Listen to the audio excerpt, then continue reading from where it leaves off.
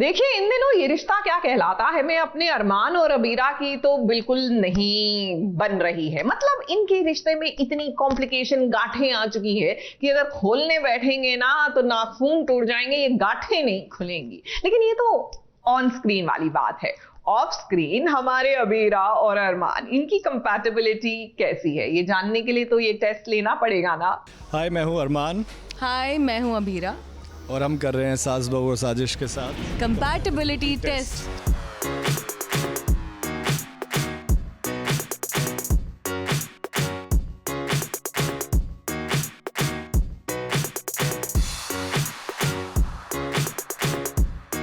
इन हसीन वादियों में, इन हसीन वादियों में, ये हंसी वादियाँ, बहुत ठंडा, ये छुपा आसमां।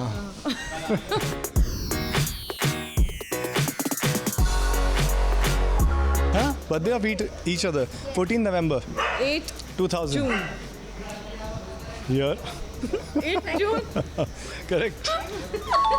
मेरा तो अभी गया है तो ऑब्वियसली इसको याद होगा। Yes, but I remember, I know his lucky number is 8, तो I know his 8 and June.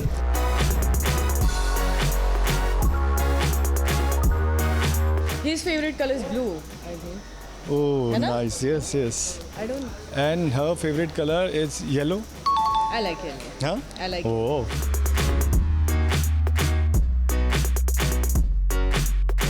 सावी की सवारी, yes.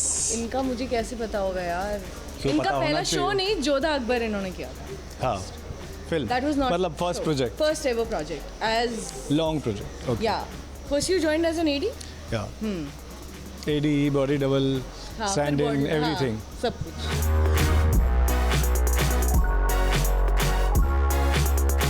Dal khichdi, I love दाल खिचड़ी। वो It's favorite food. मेरे लिए, मेरे सब बताना बहुत डिफिकल्ट होगा यार। प्रोटीन शेक पीते हुए देखा honestly set पे। एक सेकंड, I've मैं only- कब लेकर आया protein shakes? Half of the time you're doing this. No, never. अरे हाँ, उदय जब होता था, then उसमें- I've seen मसाला ओट्स। हाँ, मसाला ओट्स, उसमें ओट्स होते थे।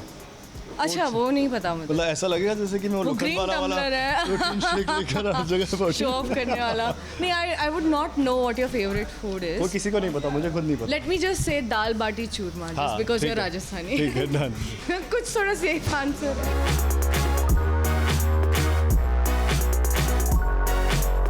अभी अबीरा के हाथ में 3 रिंग्स हैं। अभी अबीरा के हाथ में 3 रिंग्स हैं। मेरे हाथ में बताओ। हमारे हाथ में दिखाओ एक तुम, रिंग है। पहले दिखाओ तुम। 4 है। ओह, 4 है, 4। और मेरे हाथ में 4 चांद लगा रखे एक हैं है, इन्होंने। एक। ओ नहीं, वो वाली। अरे यार, मैं बोल रही हूँ वो रिंग बनी नहीं है अरमान की फिंगर के लिए, वो बार बार एस्केप्स गिर हिज जाती है। फिंगर।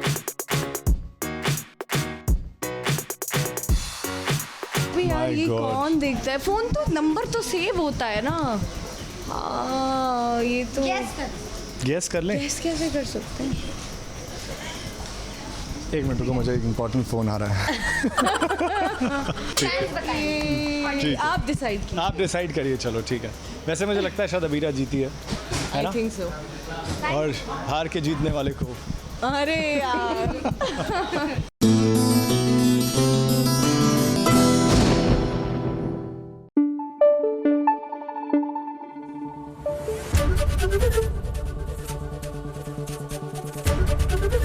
एबीपी न्यूज आपको रखे आगे।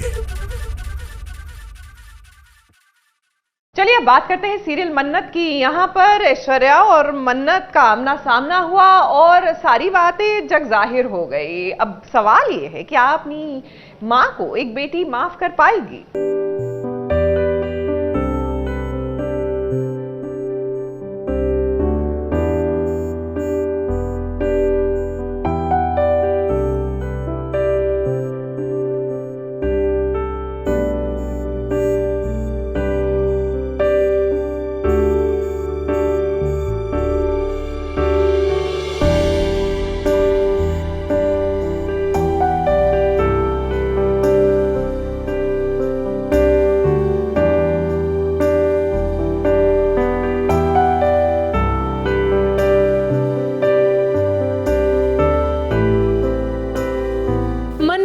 सालों की मन्नत अब पूरी होती नजर आ रही है। मन्नत को उसके सारे सवालों का जवाब मिल रहा है, जिसका जवाब वो बचपन से ढूंढ रही थी कि आखिर उसकी माँ कौन है और उसने मन्नत के साथ ऐसा क्यों किया, क्यों छोड़ दिया अपने बच्चे को मरने के लिए। मन्नत के सामने परत दर परत कहानी खुलती हुई नजर आ रही है। मन्नत तो क्या, कोई भी इंसान ये सुनकर सोच में पड़ जाएगा। कभी कभी इंसान को पूरी तरह समझ पाना बहुत मुश्किल होता है। अक्सर हमारे आसपास ऐसे लोग होते हैं जो ऊपर से तो कठोर दिखते हैं मगर उनके दिल बहुत नर्म होते हैं। ऐश्वर्या को लेकर मन्नत का भी नजरिया इसी तरह बदल रहा है। ऐश्वर्या जिसने हमेशा मन्नत को अपनाने से इनकार किया है, वही ऐश्वर्या जिसने मन्नत की जिंदगी में इतने सवाल खड़े किए हैं, और अब वही ऐश्वर्या मन्नत से सच कह रही है। ये रूप ऐश्वर्या का मन्नत को सोचने पर मजबूर कर चुका है। Aishwarya is playing dirty because Aishwarya has मतलब उन्होंने एक नया तरीका निकाल लिया है अपनी बातों में पोटने का, और वो बता रही हैं वो सीन में कि यू नो क्या हुआ है, क्यों उन्होंने ये सच छुपाया कि उनकी एक बेटी है पहले से मोलेस्टेशन के उसमें थी एंड उसको ऐश्वर्या बचा लेती है उसमें से, और उस मोमेंट पे शी चोजेस टू टेल हर कि मैं इतिहास को दोहराने नहीं दूंगी। चीज़ें काफ़ी बिलीवेबल हो जाती हैं फॉर मन्नत because she is finally getting the answers of her birth. Aishwarya ने अपनी जिंदगी का बहुत बड़ा सच सबके सामने रखा है कि आखिर उसने मन्नत को बचपन में मरने के लिए क्यों छोड़ दिया था। एक माँ का दिल इतना कठोर क्यों हो गया था कि उसे अपने बच्चे की परवाह ही नहीं थी, और ऐसे में घर में हर कोई उसकी बात को अपने अपने तरीके से समझने की कोशिश कर रहा है। वहीं विक्रांत ऐश्वर्या को एक ऐसे इंसान के रूप में देख रहा है जिसके साथ जिंदगी ने बहुत नाइंसाफियां की हैं, और विक्रांत की सहानुभूति ऐश्वर्या के साथ है। चीज़ें अभी थोड़ी क्लैरिफाई होने लगी है, थोड़ी चीज़ें क्लियर होने लगी है, और लाजमी बात है कि अगर आपको लगता है कि इंसान सही है, गलत नहीं, और वही ना हर बार वो अपने आप को साबित कर देती है, जिस तरह से उसने मल्ला के साथ साबित करवाया और चीज़ें करवाई, तो वो साबित कर रही है। तो फिर अब विक्रांत ने बोला अब बस, अब ठीक है, अब हम दोनों के बीच का इक्वेशन जो भी हो, ये समथिंग एक्चुअली अदनान बहुत मानता है, हम दोनों के बीच का इक्वेशन चाहे जो भी हो, बट दुनिया नहीं आ सकती बोलने के लिए भाई तुम गलत हो। पर्सनल इक्वेशन में डाउट है कि क्या वो हुआ, वो हादसा, इस मन्नत ने धोखा दिया, बिट्रेल, वो सब है अभी भी, बट हार वाले नहीं आ सकते उसके ऊपर उंगली उठाने के लिए। सॉरी, हम तो बस यही कहेंगे कि ये ह्यूमन बिहेवियर समझना इतना आसान नहीं है, बस एक कॉम्प्लेक्स ह्यूमन नेचर है और उसे डिकोड करना है। कई बार जो हमारे आंखों के सामने होता है वो सच नहीं होता, और इस पूरी कहानी से हमें ये सीख मिलती है कि कभी कभी इंसान को समझने के लिए नजरिया बदलने की जरूरत होती है। मुंबई से शिवानी सिंह के साथ एबीपी न्यूज रिपोर्ट।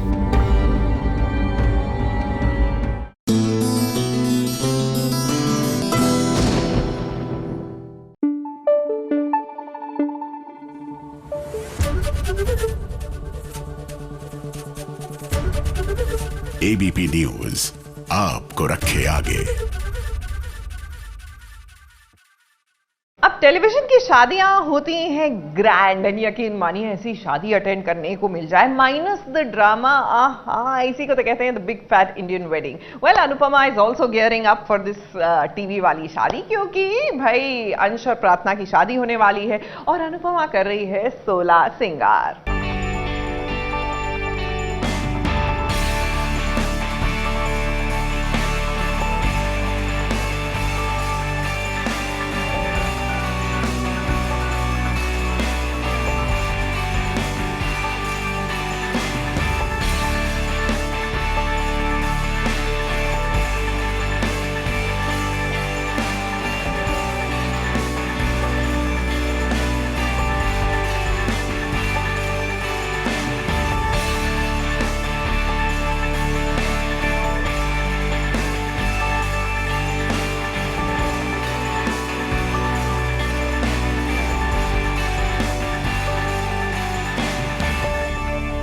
अनुपमा जो सबके लिए सब कुछ करती है, अनुपमा से जितना बन पड़ता है वो सब काम करती है। और सबके लिए सब कुछ करने के चक्कर में वो अपने लिए कुछ कर ही नहीं पाती है। ये बात तो खैर हमारे अनुपमा देखने वाले सारे दर्शक जानते हैं। इसीलिए अब अनुपमा की दोनों सहेलियों ने बीड़ा उठाया है कि भाई दादी के पोते की शादी होने वाली है, तो ऐसे में दादी का स्वैग तो दिखना ही चाहिए।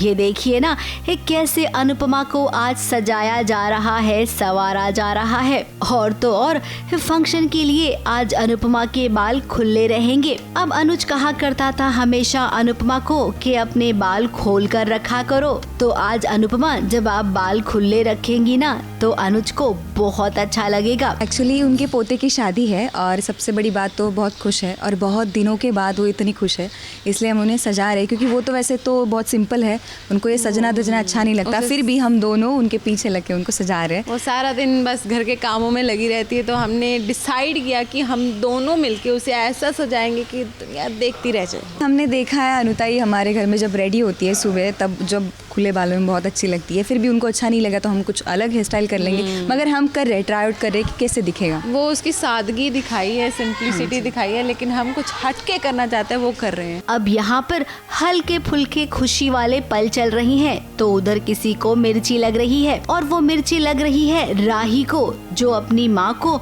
खुश तो देख ही नहीं पाती है। अब राही के दिमाग में इस ससुराल वालों ने डांस कंपटीशन कुछ इस कदर भर दिया है कि वो अपनी माँ को अब माँ नहीं समझती है, अपना एक कॉम्पिटिटर समझती है। 24/7 उसके दिमाग में यही चलते रहता है कि उसे अनुपमा को हराना है, जबकि हम जानते हैं कि एक माँ की हार कभी नहीं होती है। राही के बारे में हम बात नहीं करेंगे, वो एंटी पार्टी है।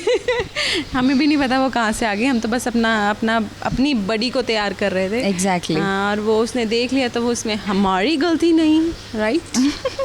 अब खैर अनुपमा के बच्चों का क्या ही कहना, हर किसी की एक प्रॉब्लम है। फिलहाल प्रार्थना अब इस घर की बहू बनने वाली है। बा ने अनुपमा से कहा है कि होने वाली बहू को घर के सारे तौर तरीके सिखा दो, और अनुपमा अब वही कर रही है। प्रार्थना इस घर की बहू बनने जा रही है शाह परिवार की। अभी तक अनुमा थी नहीं यहाँ पे, तो उन्होंने इतना कुछ सिखा नहीं पाई, कुछ बता नहीं पाई। बा जो चिड़ी बैठी रहती थी प्रार्थना से, तो अब जब फाइनली सब मान गए हैं, सब रेडी हो गए हैं अंशु प्रार्थना की शादी के लिए, तो बा ने उनको जिम्मेदारी दे दी है अनुपमा जी को कि आप जाओ और नई बहू को इस घर के तौर तरीके सब चीज़ें सिखाओ कि कैसे कैसे चीज़ें होती हैं। तो वही सिखा रही हैं अनुपमा जी। जाते जाते ये सवाल भी मन में है कि प्रार्थना और अंश की शादी में क्या प्रार्थना के घर वाले आएंगे, या फिर ये शादी केवल शाह परिवार के लिए ही रहेगी। ABP news report.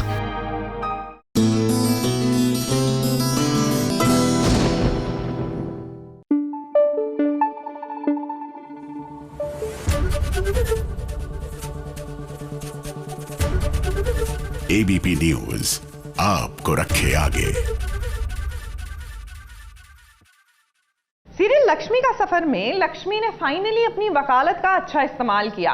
हम तो भूल ही गए थे ना कि वो वकील हैं, क्योंकि इतने दिनों से तो वो अंडर कवर जा जाकर भेस बदल बदल के एविडेंस इकट्ठा कर रही थी। Finally all that has come to use. जी हाँ, आखिरकार जिया जिंदा है, ये साजिश सबके सामने आ गई। और तो और अब थैंकफुली कार्तिक भी बेगुनाह साबित हो जाएगा।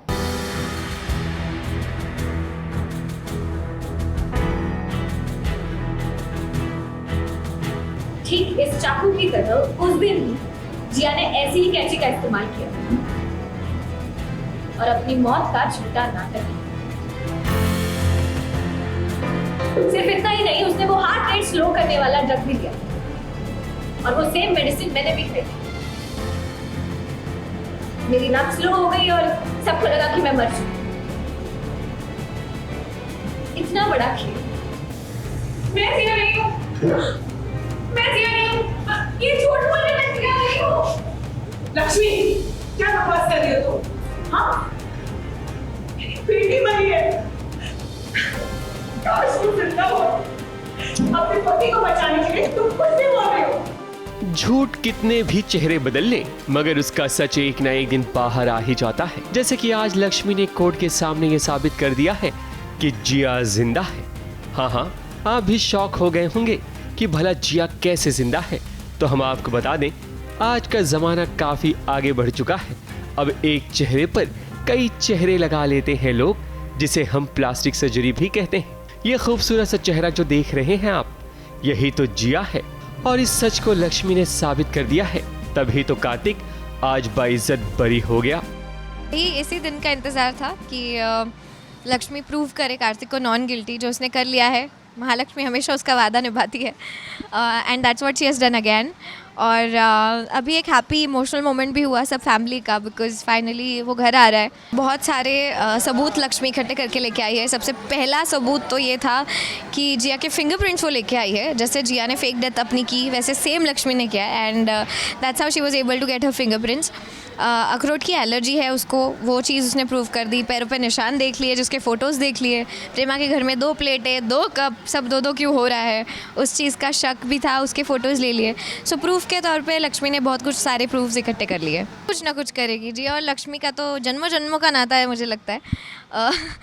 देखते हैं अभी आगे क्या होता है ट्रैक में। बिल्कुल, always prepared. Thank you. Lakshmi ने इस केस में जान तब डाल दी जब खुद की जान को दांव पर लगा दिया। हुआ ये कि लक्ष्मी ने कोर्ट में जज साहब के सामने ये साबित कर दिया कि कैसे जिया ने एक दवाई खाकर मरने का झूठा नाटक किया था। ठीक उसी तरह से लक्ष्मी ने भी किया। हालांकि ये देखकर कार्तिक टूट गया था, क्योंकि उसे लगा कि लक्ष्मी अब इस दुनिया से चली गई तो भला वो जीकर क्या करेगा। मगर जब लक्ष्मी उठी तब सभी को हैरत हुई, और फिर उसने जिया को जिस तरह बेनकाब किया वो देखने लायक था। कार्तिक के लिए आज एक बड़ा ही शौक आ गया कि पता चला लक्ष्मी पहुंची ही नहीं है, घर ही नहीं आई रात से। तो उसी टेंशन में था, उतने को पता चलता है कि लक्ष्मी मर गई है, तो वो एक और सदमा आ गया बहुत बड़ा। और उसके बाद में पता चलता है कि वो लड़की जो खड़ी है वहाँ पे वो जिया है। तो मेरे लिए तो for Kartik it was too much कि यार बैक टू बैक इतनी सारी इन्फॉर्मेशन मिल रही है और एक साथ रजिस्टर कर पाना, इट्स वेरी डिफिकल्ट।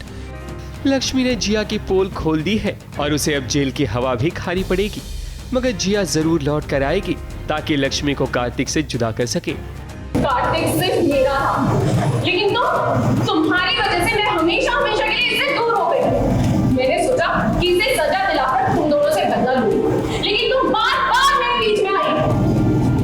मैं तुझे नहीं छोड़ूंगी।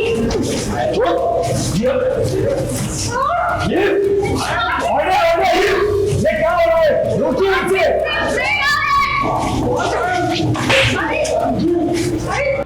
मगर लक्ष्मी अब हर चैलेंज के लिए पूरी तरह से तैयार है। मुंबई से कैमरामैन सुजीत मिश्रा के साथ एबीपी न्यूज रिपोर्ट।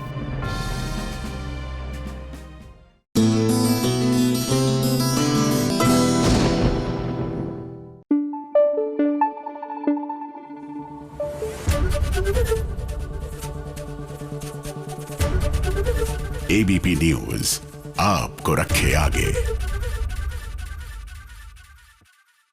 भाई मंगल लक्ष्मी में तो ड्रामा खत्म होने का नाम ही नहीं ले रहा। यहाँ पर मंगल की नई वाली सास, I mean soon to be सास, ने उनको बिल्कुल वो अपनी पुश्तैनी ज्वेलरी तो दे दी, लेकिन ज्वेलरी के साथ में दे दिया ड्रामा भी। देखिए ना।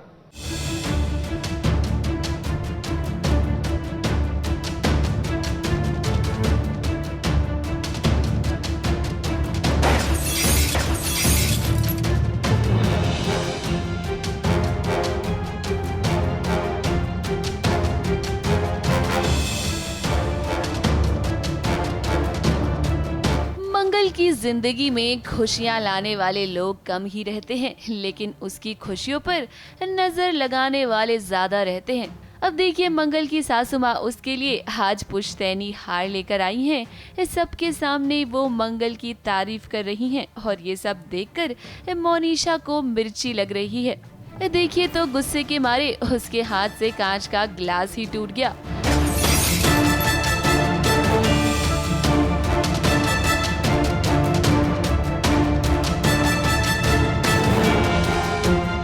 सिर्फ मोनिशा ही नहीं, यहाँ आदित्य का हाल भी बेहाल है, क्योंकि वो भी तो नहीं चाहता कि मंगल की शादी हो। आदित्य सोच रहा है कि कैसे मंगल की शादी तुड़वाऊं और कपिल का भांडा फोड़ दूं, और मोनिशा को वो जरिया बना रहा है। मोनिशा आई है, वो भी कहीं ना कहीं यही चाहती है कि मंगल और कपिल की शादी ना हो और वो शादी तुड़वा दे। यहाँ पे एंट्री होती है प्रतिमा जी की। अब प्रतिमा जी चाहती है कि मोनिशा बेटा, तुझे तो मैं ना इस घर से निकाल के रहूँगी, और जो शादी में रोड़ा बन के तू आई है ना, तो तू तेरा पत्ता मैं साफ़ करके रहूँगी। तो वो भी बड़ी प्यार से सफाई से उसे बोल देती है कि बेटा, तुम्हारी जैसी बेसहारा लड़कियों के लिए ना बहुत अच्छी हॉस्टल है, मैं काम करती हूँ, मेरी दोस्त से बोलकर ना तुम्हारी वहाँ पे व्यवस्था करवा देती हूँ, अच्छे से तुम रह लोगी। तो हम सबको भी लगता है कि अच्छा ये तो बहुत अच्छा कर रही है। और कुसुम दुखी भी है, और जो चल रहा है उसमें कुछ बोल भी नहीं पा रही है। तो यहाँ पे काफ़ी तमाशा हो रहा है, काफ़ी ड्रामा चल रहा है, और काफ़ी अंडर करंट ड्रामा चल रहा है, क्योंकि प्रतिमा जी मोनिशा को हटा रही है, तो कहीं ना कहीं आदित्य कोशिश कर रहा है कि मोनिशा रहे और ड्रामा हो वो क्लाइमेक्स तक पहुँचे और कपिल का भांडा फूट जाए। तो बेचारी शांति जी भी खुश है कि शादी हो जाए, लेकिन इस पूरी घटना में सबसे ज़्यादा बड़ी विक्टिम है तो बेचारी मंगल को कुछ पता नहीं है कि ये प्रतिमा जी मोनिशा को ऐसा क्यों कह रही है, मोनिशा हमारे घर में क्यों आ गई है, आदित्य मोनिशा को क्यों रखना चाहता है, आदित्य कपिल के साथ इतना फ्रेंडली क्यों हो रहा है। मतलब कुछ समझ में नहीं आ रहा है। कहीं ना कहीं कुसुम और मंगल की यहाँ पे सिचुएशन सेम ही है, क्योंकि कुसुम को भी कहीं ना कहीं ये हो रहा है कि सब क्या हो रहा है। चलो ठीक है, बेचारी हमारी बहू शादी करे, अच्छे से सेटल हो जाए, तो मुझे मंगल का साथ देना चाहिए। तो मंगल और कुसुम कहीं बीच में अटके हुए हैं, ये सारे लोग गेम खेल रहे हैं आसपास, लेकिन पूरे गेम में मिसिंग है सौम्या।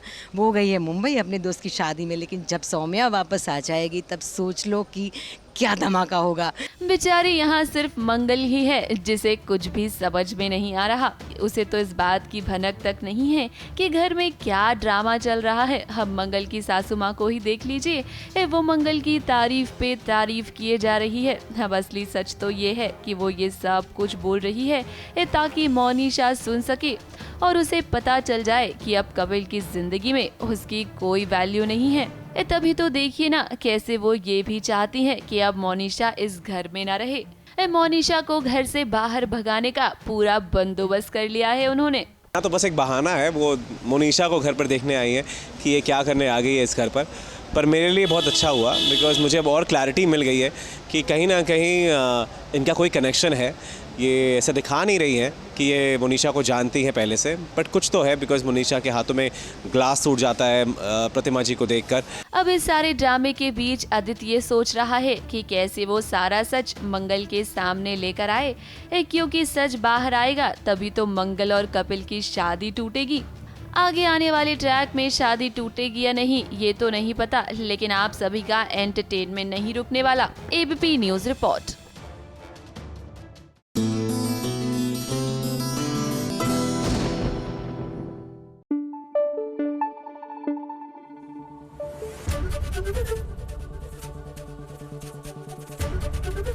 एबीपी न्यूज आपको रखे आगे। चलिए अब आपको लिए चलते हैं बड़े घर की छोटी बहू के पास, यानी कि आहाना के पास, और दिखाते हैं कि जो सोनल है वो आहाना कैसे बनती है। So take a look.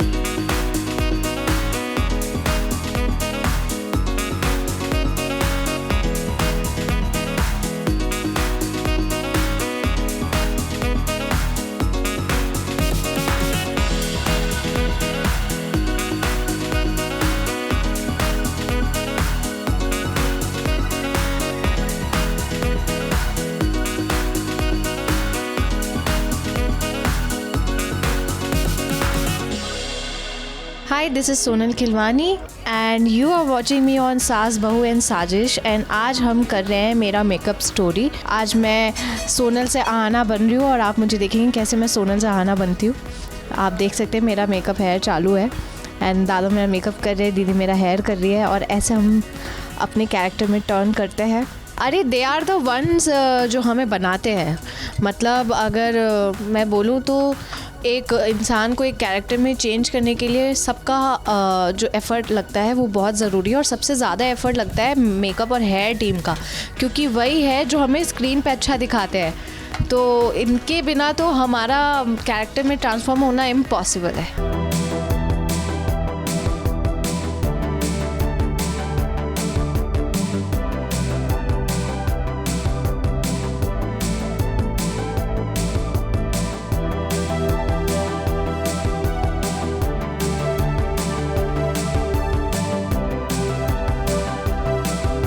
एक इंसान को एक कैरेक्टर में चेंज करने के लिए सबका जो एफ़र्ट लगता है वो बहुत ज़रूरी है, और सबसे ज़्यादा एफ़र्ट लगता है मेकअप और हेयर टीम का, क्योंकि वही है जो हमें स्क्रीन पे अच्छा दिखाते हैं। तो इनके बिना तो हमारा कैरेक्टर में ट्रांसफॉर्म होना इम्पॉसिबल है। सो जैसा कि आप देख सकते हैं, अब मैं सोनल से आहाना बन चुकी हूँ with sindoor, with my makeup and hair. So yeah अभी मुझे थोड़ा टाइम है, ब्रेक हुआ है, अब हम सब जा रहे हैं लंच करने, और उसके बाद आप मुझे फुल गेटअप के साथ देखेंगे आहाना बनते हुए। अब छोटी बहू का साजो श्रृंगार तो आपने देख लिया है, और इसी के साथ हम ये भी कहेंगे कि छोटी बहू की इस सादगी में ही सुंदरता झलकती है, तभी तो सभी इनके दीवाने हैं।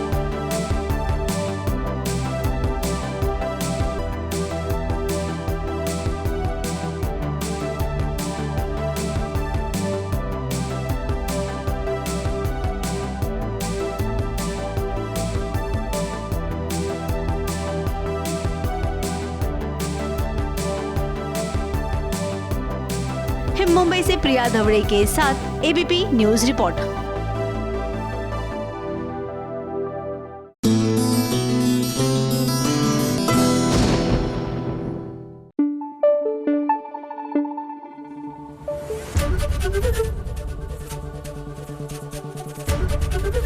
एबीपी न्यूज आपको रखे आगे। आपको फिल्म देवदास का वो गाना याद है जब पारो अपने हाथ में दिया लेकर देवदास के लिए गाना गाती है? अब वही वाला फील अब एक बार आपको दिखेगा उड़ने की आशा में। द ओनली डिफरेंस इज कि यहाँ पर Devdas is not missing from the song. जी हाँ, वो भी नजर आएंगे अपनी साइली के साथ, यानी सचिन नजर आएंगे साइली के साथ।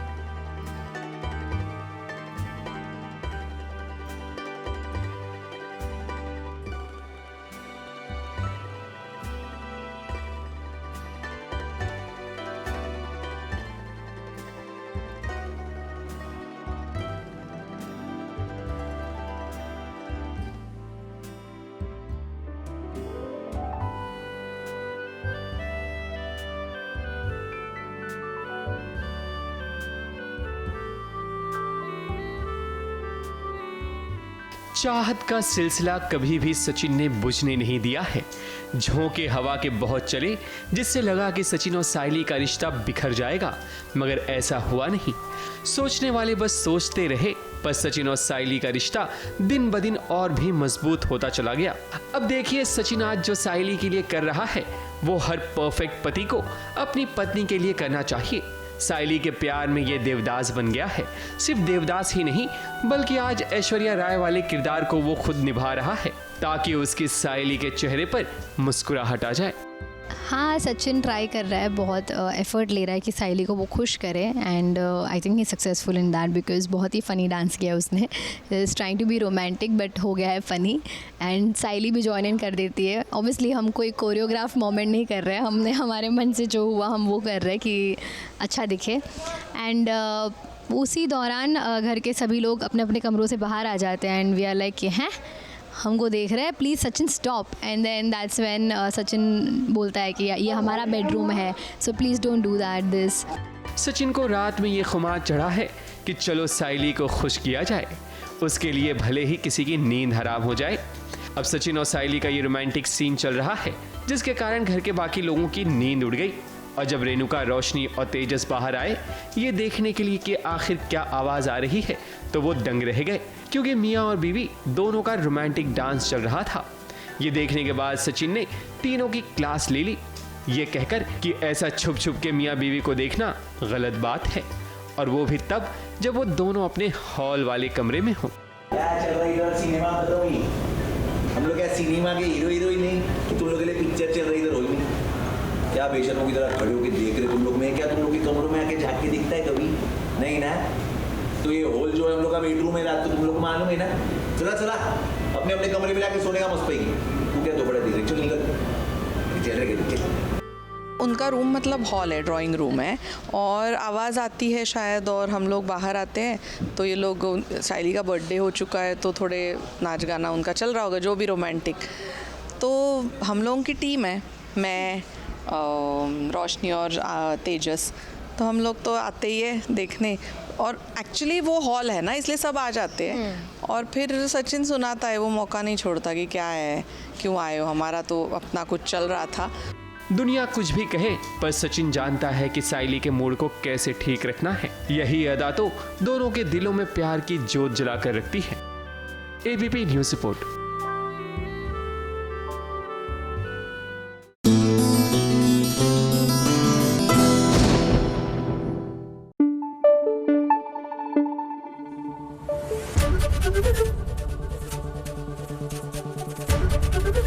एबीपी न्यूज़ आपको रखे आगे।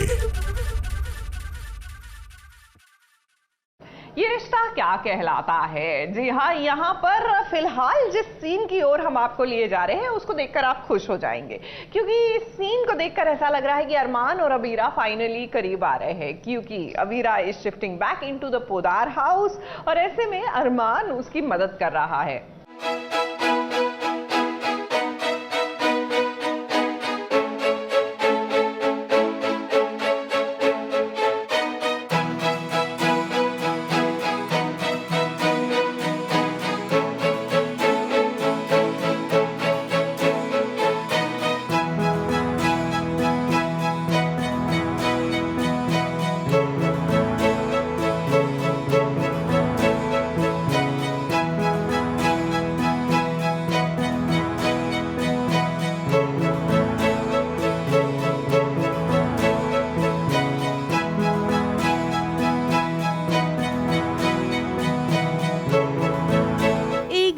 का साथ तो अबीरा और अरमान ने हमेशा ही दिया है।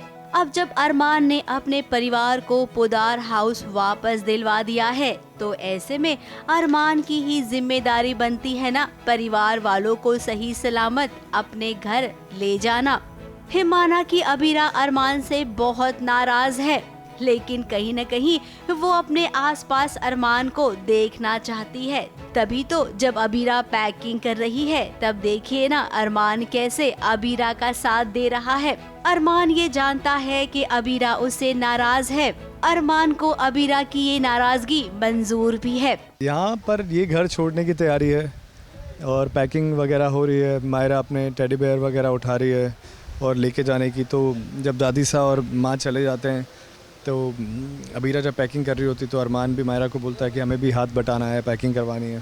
तो पहले तो मायरा ब्रिज बनती है दोनों के बीच में, और एक टाइम पर जब उसको गीतांजलि का कॉल आता है, इसको गीतांजलि ने है ना सीक्रेट फ़ोन दिया हुआ है ना, तो जब ये चली जाती है वहाँ से तो अरमान के लिए काफ़ी ऑकवर्ड, अरमान अबीरा दोनों के लिए काफ़ी ऑकवर्ड हो जाता है वहाँ पर जहाँ पर कोई भी नहीं है।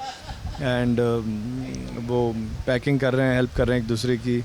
अरमान का प्यार काफ़ी एविडेंट है, बट ही डजंट वांट कि अबीरा किसी भी अनकंफर्टेबल स्पेस में रहे या अरमान के होने से उसको कोई भी इशू हो। अरमान सिर्फ इस टाइम पर यही चाहता है कि अबीरा मैक्सिमम टाइम मायरा के साथ स्पेंड करे। सो या वो दोनों पैकिंग करते हैं किसी तरह से।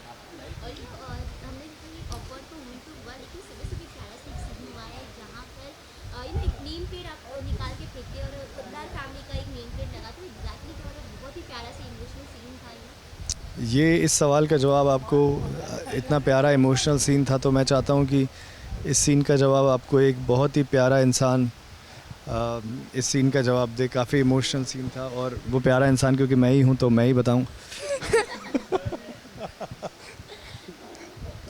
क्या सीन था सुबह? सैम, अनुष, नहीं समझोगे नहीं। कैरेक्टर नेम क्या है उनके? कैरेक्टर नेम अबीरा, अबीरा, दादी, विद्या। हाँ, विद्या और अरमान सर। हाँ। फिर कर क्या रहे हैं? तो कैरेक्टर नेम तो हो गए। सीन क्या था? सीन जल्दी बेटा, पूरा एपिसोड निकल जाएगा। वो जानता है कि उसने इतना बड़ा गुनाह किया है जिसके लिए अबीरा की नाराजगी तो बनती ही है। फिलहाल अरमान और अबीरा का ये प्यारा सा सीन देखकर कुछ तो आपको जरूर लगेगा कि शायद हो सकता है आगे इनके बीच ये तालमेल और भी बढ़ जाए। अब हम तो केवल उम्मीद कर सकते हैं, और वो कहते हैं ना कि उम्मीद पर दुनिया कायम है, तो फैंस की दुनिया तो अरमान और अबीरा ही है। अरमान सर वो नेम प्लेट ऐसे तोड़ते हैं, फिर गाड़ी एंटर होती है, फिर निकलते हैं, फिर अरमान सर एंटर करता है, कोई एंटर करता है, फिर एग्जिट करता है, कोई एंटर कर। फिर वो सीन में जहाँ पर बंसल्स की नेम प्लेट हटा के और वापस पोद्दार्स की नेम प्लेट लग रही है और दादी साहब अरमान और अबीरा को जिम्मा देती है कि तुम दोनों नेम प्लेट लगाओ क्योंकि तुम लोगों ने हमें केस जितवाया है ये। और उस बीच में जब अरमान और अबीरा नेम प्लेट लगा रहे होते हैं तो because it's a very high emotional moment for both of them कि वो दोनों को साथ में दादी साहब ने जिम्मेदारी दी है एंड उस वजह से उनके हाथ शेक करने लगते हैं और नेम प्लेट गिरने वाली होती है एंड मायरा सपोर्ट करती है और वो तीनों मिलके फिर फाइनली नेम प्लेट को लगाते हैं। ABP news report.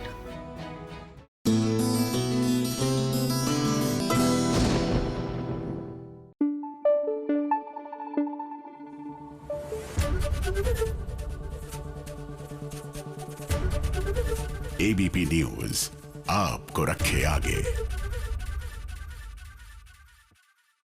और लीजिए आ गई है viral aunty with all the viral खबरें that you need to no.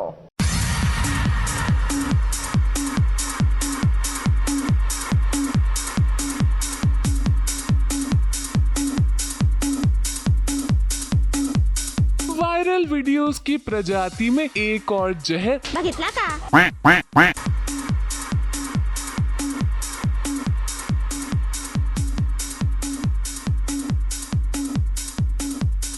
बच्चों, आंटी को पता चला है कि आजकल मार्केट में एक कटीला जहरीला गाना वायरल हो रहा है। 30 साल पुराना गाना जिसे बच्चे कुछ वक्त पहले क्रिंज कहा करते थे, आज उन्हीं गानों पर रील बनाते फिर रहे हैं। वैसे इस गाने को वापस लाने में इन सज्जन का हाथ है। इनका नाम राजू कलाकार है और आजकल ये सोशल मीडिया पर इस गाने के साथ साथ फेमस हो गए हैं।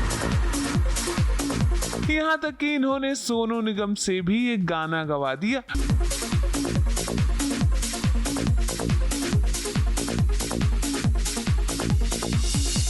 वैसे शिल्पा बिटिया भी इस गाने पर रील बनाकर झूमती हुई नजर आई हैं।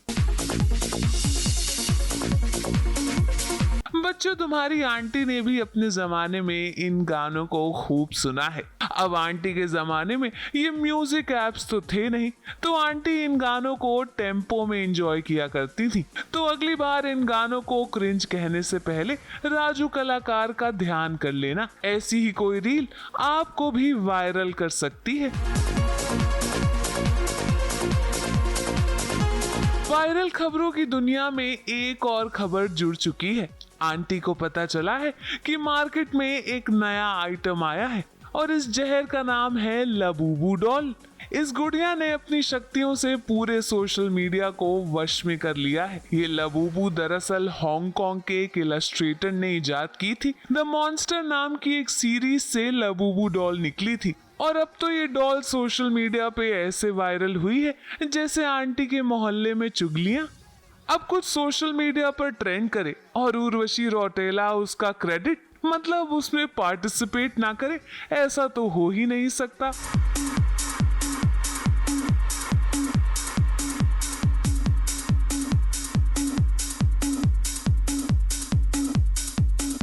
और और हाल ही में अन्नू मतलब अनन्या पांडे भी इस डॉल के साथ एयरपोर्ट पर नजर आई। बच्चों, लोगों ने तो ये भी कहा कि ये लबूबू डॉल नेगेटिविटी फैलाती है और इसे घर में रखना बिल्कुल भी ठीक नहीं। वैसे आंटी के घर के पास वाले चौराहे पर ऐसी गुड़िया हर मंगल और शनिवार को दिखाई पड़ती है और लोग उसे काला जादू कहते हैं। मगर अब तो सोशल मीडिया के चलते ये काले जादू वाली गुड़िया अपग्रेड हो चुकी है। तो भाई मैं तो चली, क्योंकि इतना पैसा में इतना ही मिलेगा।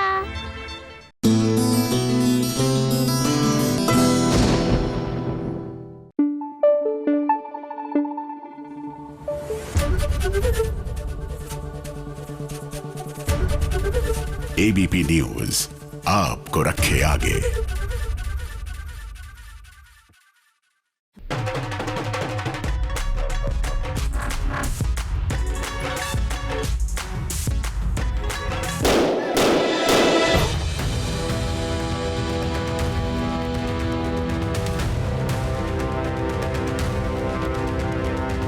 जैसी करनी वैसी भरनी, ये कहावत बिल्कुल सटीक बैठती है रोली पर, क्योंकि आज रूही ने सबके सामने उसकी पोल खोल दी है। आंटी जी, बकवास मत कीजिए। मेरे पेट में कोई रहते बच्चा हो ही नहीं सकता।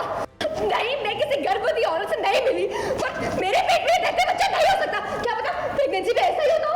अब तक रोली समझ रही थी कि वो नाहर के घर वालों को गोली देकर घर पर रानी बनकर जमी रहेगी, मगर रूही की चालाकी ने आज उसे बेनकाब कर दिया है। 3 में फाइनली मेरा रेवलेशन हो गया है, जिसका ऑडियंस और रूही इतने दिनों से इंतज़ार कर रही थी। सबको पता चल गया है कि मैं माँ बनने वाली नहीं हूँ। मैंने ये सब फेक प्रेगनेंसी किया था ताकि मैं इस घर में रह सकूँ, नाहर की पत्ती बनकर रह सकूँ, और आज वो खुलासा हो गया है। मेरी पोल खुल चुकी है। तो यही था। बात दरअसल ये है कि रोली की गोद भराई की रस्म होती है। सभी लोग उसे तोहफे देने के लिए आते हैं, मगर जब रोली गोद भराई की रस्म के लिए बैठती है तब उसके साथ खेल हो जाता है, क्योंकि धीरे धीरे उसका पेट फूलने लगता है। ये देख घर पर आए हुए मेहमान डर जाते हैं।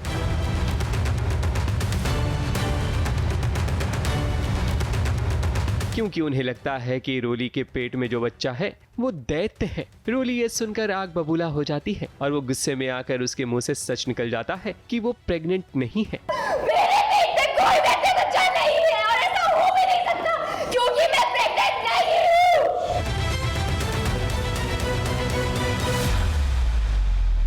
बाहर में जाइए पेट।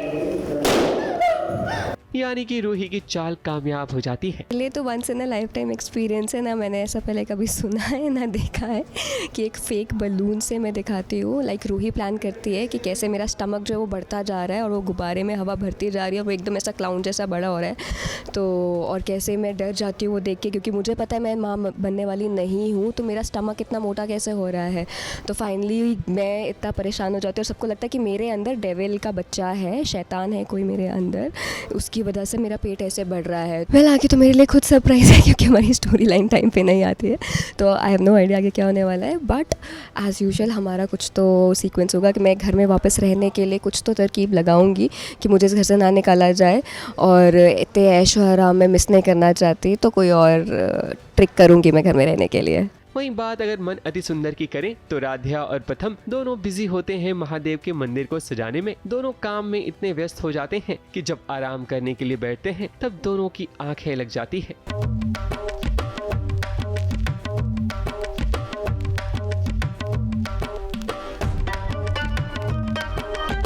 अब एक तरह से देखा जाए तो रूही और राध्या दोनों की सफलता आखिर रंग लाएगी, क्योंकि महादेव की कृपा से दोनों की जिंदगी में अगर 1000 परेशानियां आ जाएं, मगर वो सारी की सारी उड़नछू हो जाएंगी। मुंबई से कैमरामैन प्रकाश पाटिल के साथ ABP news report.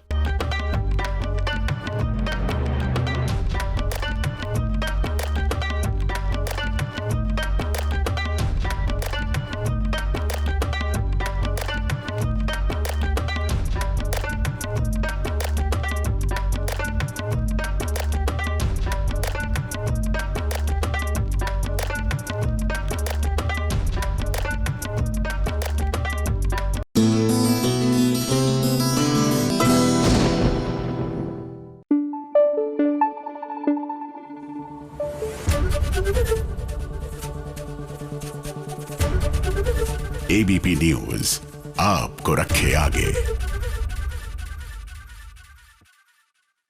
Serial Parineeti भैया, यहाँ पर कहानी के साथ साथ ना इमोशंस भी रिपीट पर चल रहे हैं। क्या है कि भैया प्रीत जो है वो खफा हो गई है क्योंकि सगाई कर रहा है आदित्य निशा के साथ, डिस्पाइट द फैक्ट कि प्यार तो वो प्रीत के साथ करता है, क्योंकि कहानी लिखने वालों ने रिपीट मोड पे उनके पूर्वजों की कहानी यानी कि पेरेंट्स की कहानी बच्चों को दे दी एज अ गिफ्ट।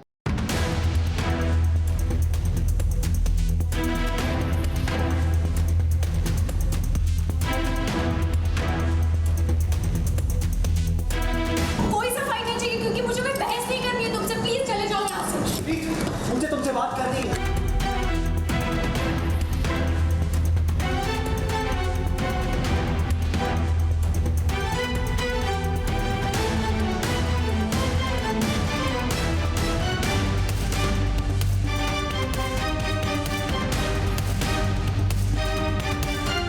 मैंने कहा ना चले जाओ, मुझे तुमसे कोई बात नहीं करनी है। मैंने कहा ना कि तुम यहाँ आओ प्लीज, मुझे तुमसे बात करनी है प्लीज। इश्क में जब धोखा मिलता है तब सारे ख्वाब सारे अरमान बिखर जाते हैं। दिल इस कदर रोना शुरू करता है कि आंखें भी उन आंसुओं को नहीं रोक पाती। आज वही कुछ हुआ है प्रीत के साथ, क्योंकि उसे धोखा किसी और ने नहीं बल्कि उसने दिया है जिसके साथ वो 7 जन्म बिताना चाहती थी।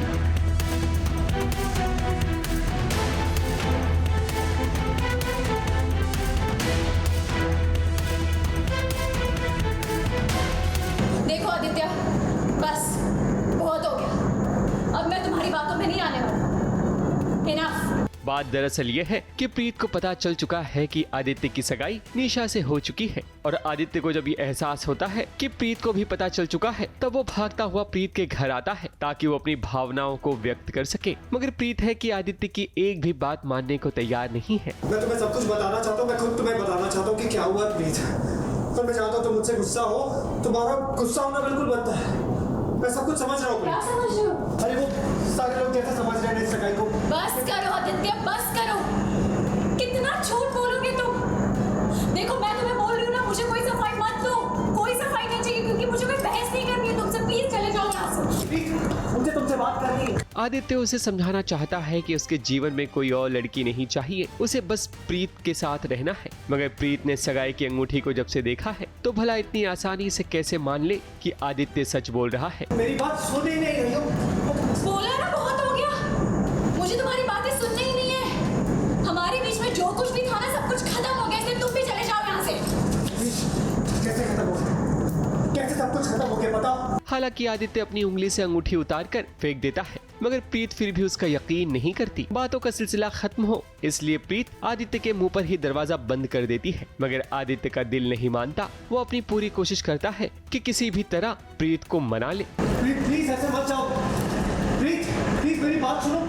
सुन तो लो कि मैं क्या कहना चाहता हूँ। ऐसे दूर मत करो खुद से, प्लीज प्लीज। आदित्य आपको चाहिए कि प्रीत को थोड़ा वक्त दें ताकि वो खुद को संभाल सके और आपकी बातों पर भरोसा कर सके, क्योंकि गलती तो आपने की है तो थोड़ा सब्र के साथ थोड़ा प्यार से प्रीत को समझाने की कोशिश करें। और हमें पूरा यकीन है कि एक न एक दिन प्रीत आपकी बात को जरूर समझेगी। ABP news report.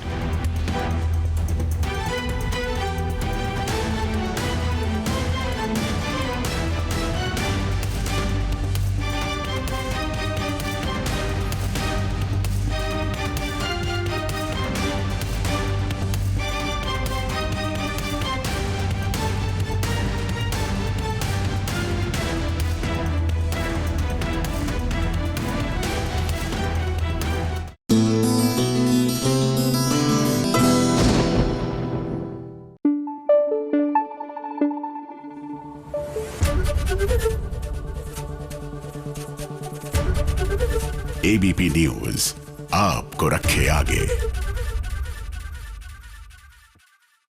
नहीं, wait please please please please please, ऐसा नहीं करने का मतलब, ये तो हो ही नहीं सकता। ये हो क्या रहा है जरा सोचिए। मेरा रिएक्शन जब ऐसा रहा तो आप लोगों का क्या रिएक्शन होगा जब आप ये स्टोरी देखेंगे।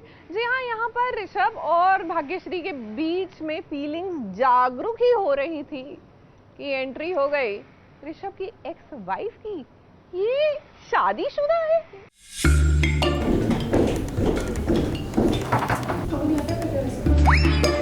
How sad, Bhagyashree.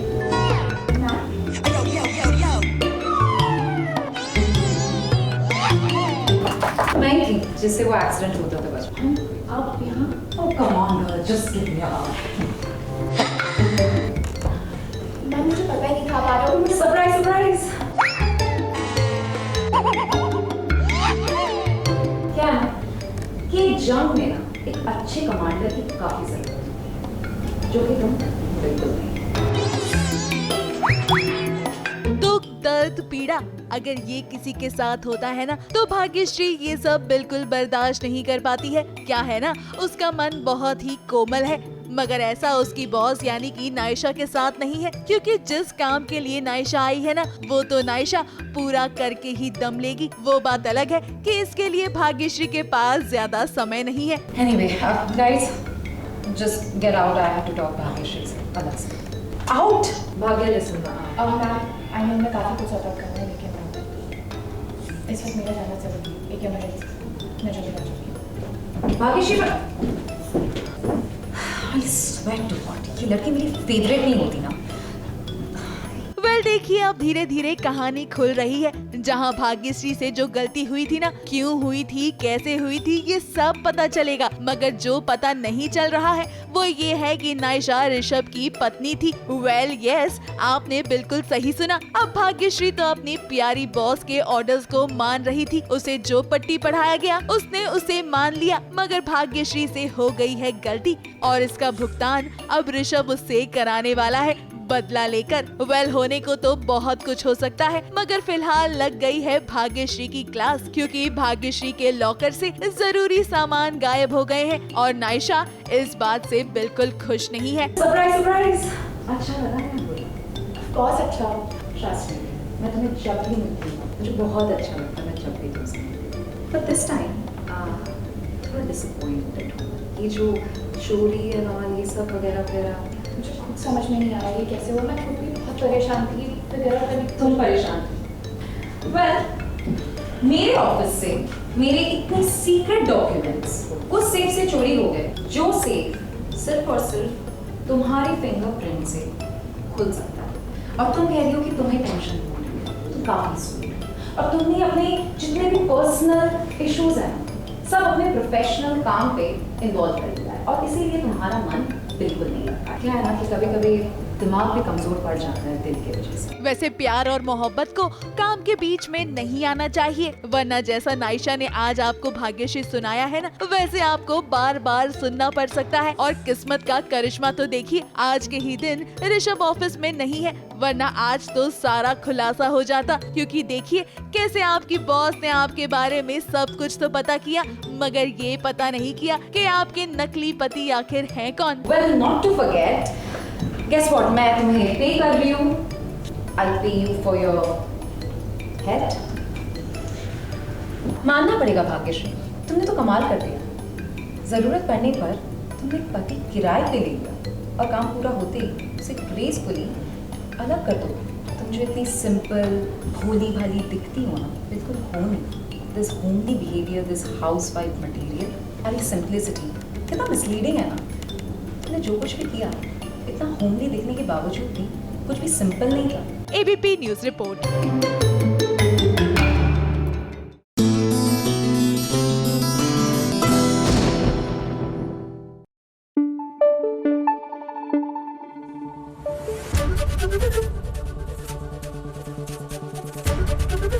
ABP news आपको रखे आगे।